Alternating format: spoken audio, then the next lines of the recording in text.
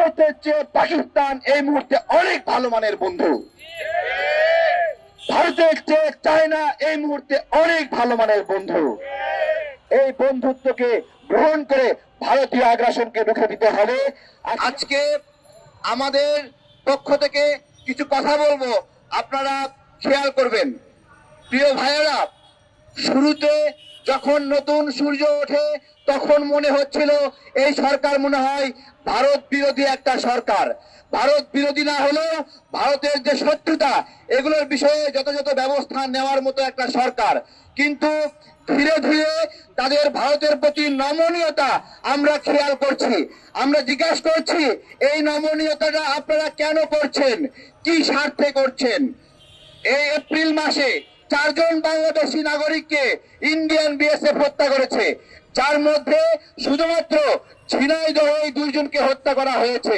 প্রিয় গণমাধ্যমের ভাইয়েরা, আপনাদের মাধ্যমে এই পররাষ্ট্র মন্ত্রণালয়কে প্রশ্ন করছি, গতকালকে ঝিনাইদহ মহেশপুর সীমান্তে যে বাংলাদেশি নাগরিককে হত্যা করা হলো, পররাষ্ট্র মন্ত্রণালয়ের পক্ষ থেকে কোন প্রকার নিন্দা বিবৃতি জ্ঞাপন করা হয়েছে কিনা? আপনারা কি পেয়েছেন? আপনারা বলবেন আপনারা পেয়েছেন কিনা।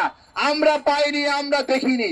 সেই কারণেই আজকে আমরা পররাষ্ট্র মন্ত্রণালয়ের গেটে দাঁড়িয়েছি যে তোমরা কি স্বার্থে বাংলাদেশি নাগরিক হত্যা করার পরেও কোন ধরনের নিন্দা প্রতিবাদ জ্ঞাপন করলা না।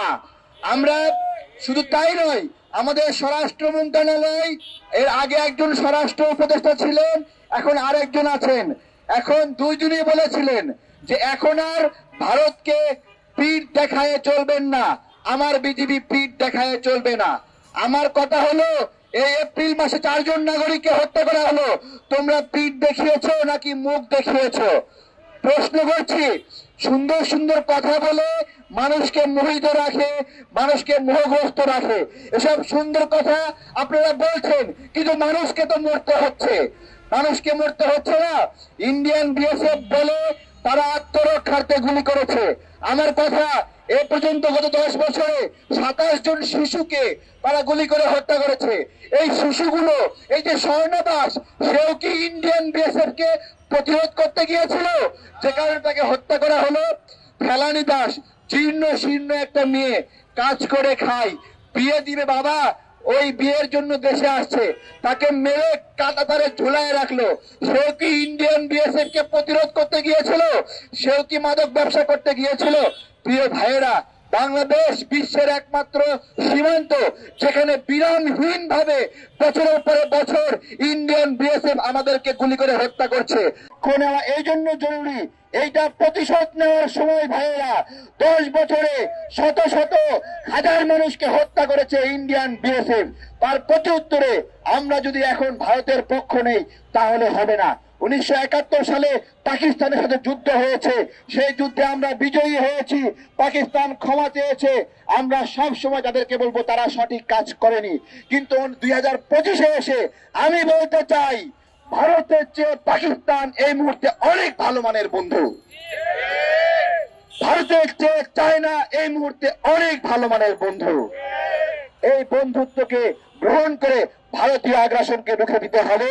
আজকে আমরা তোমাদেরকে বেতন দিচ্ছি, আমরা আমাদের কষ্টের টাকা দিয়ে। আরে একটা ভিক্ষুক সেও তোমাদেরকে ভ্যাটের টাকা দেয়। একটা ছোট বাচ্চা চকলেট কেনার সময় 15% ভ্যাট দেয়, সেই টাকা দিয়ে তোমার বেতন হয়। বিজিবির এই অস্ত্র, এই গুলি কি কারণে আমরা জিজ্ঞাসা করছি। আমরা তোমাদেরকে আর বেতন দিতে বাধ্য নয় যদি ওই বন্দুক, ওই গুলি, ওই অস্ত্র আমাদের কোনো কাজে না লাগে। এই বিজিবি গণঅভ্যুত্থানের মধ্যে বাংলাদেশের ভিতরে ঢুকে বাংলাদেশের নাগরিককে হত্যা করেছে, গুলি করেছে, হাই রেঞ্জের গুলি করেছে। এই বিজিবির একটা গুলি ইন্ডিয়ান বিএসএফ এর বিরুদ্ধে কাজে লাগলো না ভাই। এত টাকা বেতন দেয় আমরা, এত বড় বিজিবি দপ্তর, এত বড় বড় অফিসার শুধু গরম গরম কথা বলে আমাদেরকে আকৃষ্ট করে।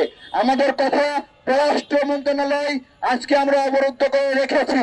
আমরা পররাষ্ট্র মন্ত্রণালয়ের ভিতর থেকে 1 2 জন সচিবকে আমরা বলবো আমাদেরকে পররাষ্ট্র উপদেষ্টার সঙ্গে কথা বলার সুযোগ করে দেন। আমরা জিজ্ঞাসা করতে চাই, ওনার হাঁটু কাঁপে কেন? আমরা এখান থেকে স্মারক দিয়ে স্বরাষ্ট্র মন্ত্রণালয়ে যাব।